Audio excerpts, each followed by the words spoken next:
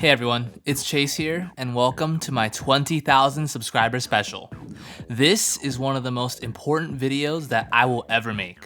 We're going to be talking about quick respawn and what makes it so useful in Splatoon 3. It's very common among newer and inexperienced players to not understand the value of quick respawn, because upon first glance, it would seem that you get more value out of other abilities. But fear not, because we're going to be going over why QR is one of the best abilities for frontline weapons, as well as how you can get the most value out of running the ability. Due to the sheer importance of this topic, I thought it would be a good idea to get some assistance for this video. And who would be a better choice than the most knowledgeable source of competitive Splatoon info out there, ProChara. Together, we're going to teach you everything you need to know about quick respawn. If you find this video helpful, please consider giving it a like and subscribing to both me and Chara, as we both have a ton of content on the way. With that being said, let's get started. Before we get into the uses and strategies for quick respawn, it's important that everyone watching knows exactly how the ability works, because Nintendo doesn't make it very clear. If you're someone who already does understand how the ability works, you can just skip to this timestamp. In Splatoon 3, QR will only activate if you don't kill anyone after your most recent enemy-caused death and your current death. It's a little hard to understand just based on that explanation, so check this out. In this example, I just respawned. As we fast forward here, you can see that I wasn't able to get any kills before dying again. As a result, the quick respawn activates. Now, let's look at this example. Once again, I just respawned. Except this time, I am able to kill someone before I die. So, therefore, the quick respawn won't activate.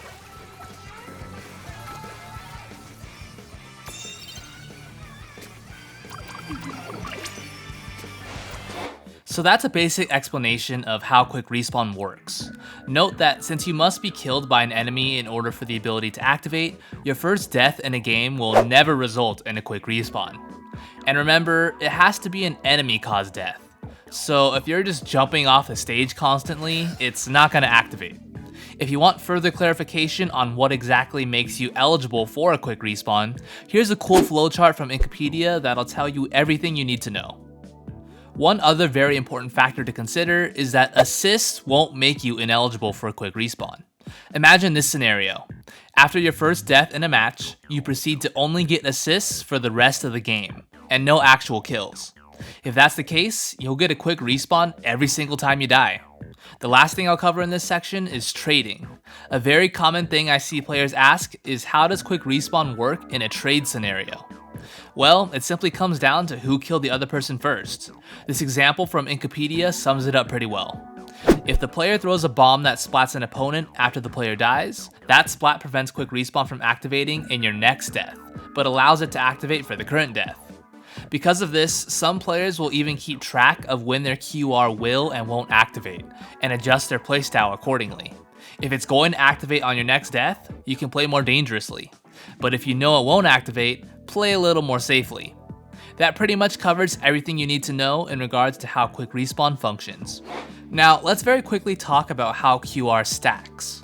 By looking at this chart from Wikipedia, we can see that running small amounts of quick respawn, such as 1 or 2 subs, is pretty much useless. I'd argue that the minimum amount of QR that you should be running in order to see a noticeable difference is 1 main and 2 subs, but some weapons like to run a lot more.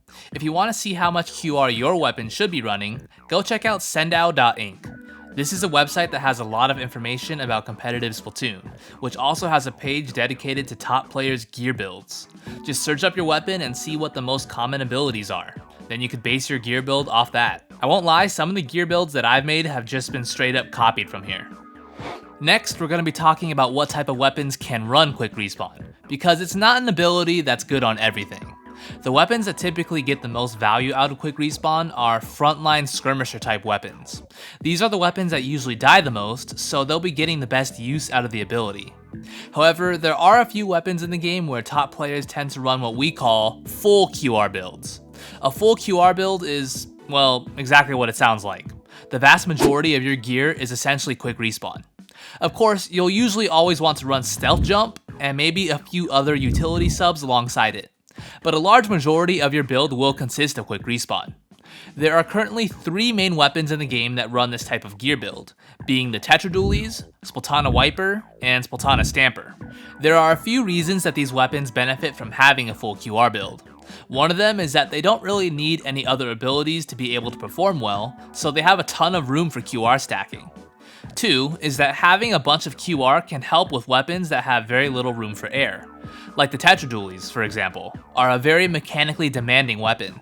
Running quick respawn can help you be more present in the match for those games where you aren't playing perfect.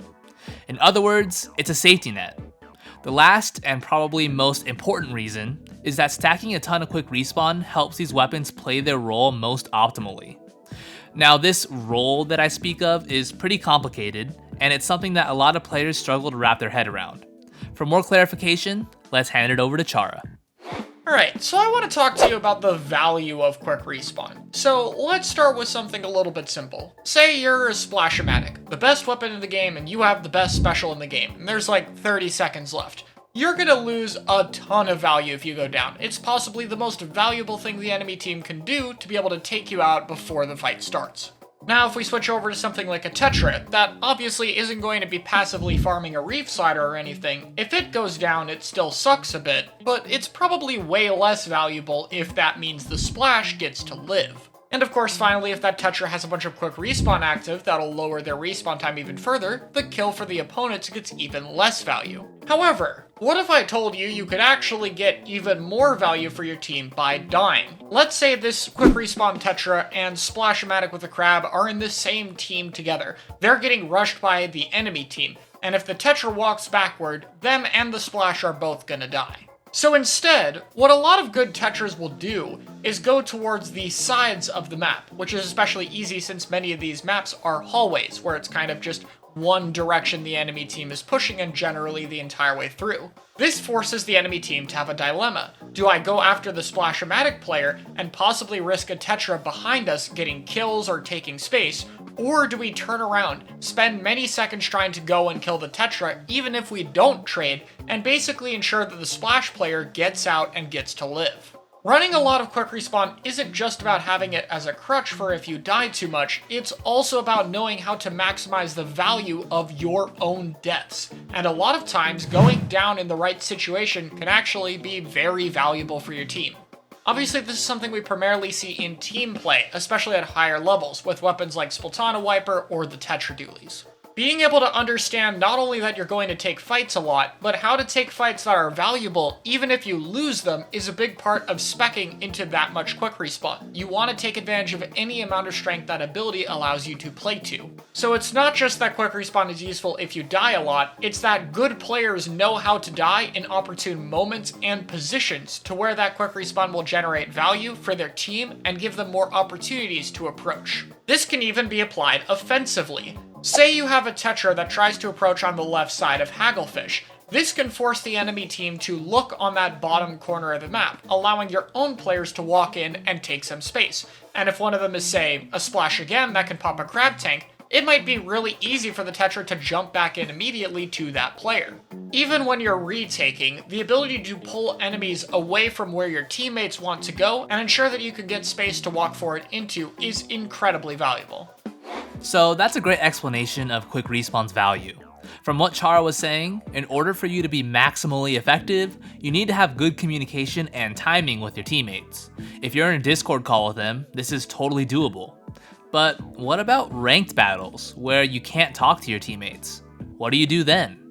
Well, it's no secret that these full QR weapons are generally worse in a solo environment because your teammates have such a small window to really capitalize off of you. And with no communication besides this way and booyah, it can make things pretty tricky. The Splatana Stamper can run some more defensive builds and allow it to have a playstyle that works better for solo, but the Splatana Wiper and Tetradualies don't really have that flexibility. These weapons are going to die a lot no matter what kind of gear you run, just due to how they're designed. So you're better off running quick respawn to compensate for that. But as for the type of playstyle that you should have in solo, well, it's hard to say. A lot of it comes down to how experienced your random teammates are, because if they know what they're doing, they'll try to play off of you just like how teammates would in a voice call. But the odds of you getting teammates who know how to do that are pretty slim. Personally, I play like how I would normally play in a competitive match, just so I don't form any different habits. But that doesn't apply to everyone that plays a QR weapon. Baha, another high-level Tetra player, says that he thinks sharking and going for important picks is the play. No matter what playstyle you decide to use for solo, one thing is certain: quick respawn will always be helpful on these weapons. As I said in the beginning, it's very common for newer players to think that quick respawn is a useless ability. They'll often say something along the lines of, "I'm constantly getting kills in between my deaths, so the QR is never activating. I should run other abilities that help me fight instead." I'm telling you right now, even at the highest levels of play, this mindset just isn't practical, and I hope it's easier to see why that is after watching this video. Guys, thank you so much for getting the channel to 20,000 subscribers. We're growing so fast now, and all the support just makes me want to put in even more time and produce even better content. I hope that me collabing with one of the biggest Splat YouTubers out there was a cool celebration for this milestone. I want to give a huge thanks to Chara for agreeing to come on the channel and help me out with this important topic. So be sure to go subscribe to his channel if you haven't already, and show him some love. Well, that's about it, guys. Thank you so much for watching, and I'll see you all next time.